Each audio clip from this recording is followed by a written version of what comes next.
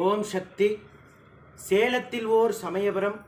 இந்த சேலத்து சமயபுரம் மாரியம்மன் தற்சமயம் ஆயிரம் பக்த கோடி பெருமக்கள் அமாவாசை தோறும் இந்த அம்மா வழிபாடு செய்துகிட்டு இருக்கிறாங்க.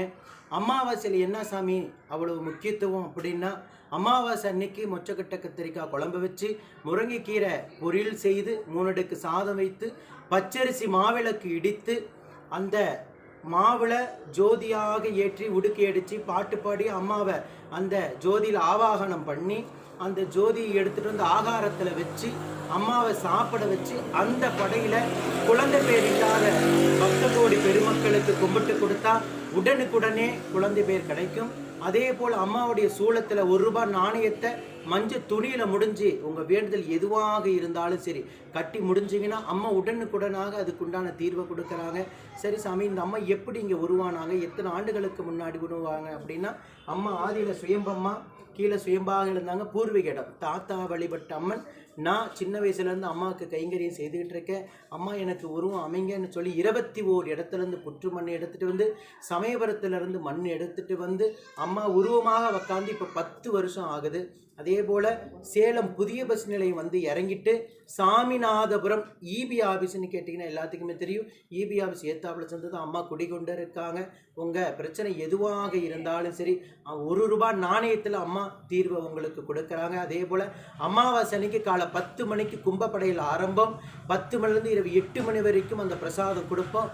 எத்தனை ஆண்டுகள் குழந்தை வர இல்லாதவங்க 15 வருஷம் 13 வருஷம் 8 வருஷம் 9 வருஷம் இல்லாதவங்களுக்கு 3வது மாதமே கருத்தங்கி குழந்தை பேர் எவ்வளோ பக்தர்கள் அடைஞ்சிருக்காங்க. நீங்களும் இந்த ஆலயத்தை தேடி வாங்க. ஓம் சக்தி பராசக்தி.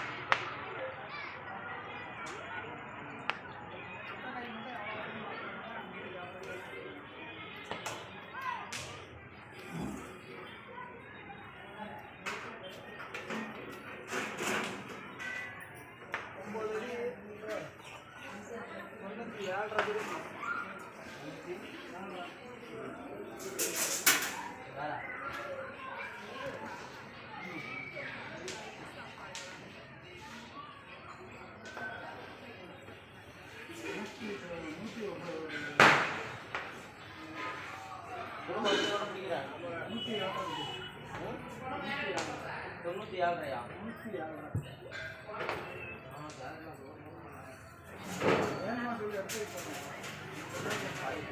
kasih.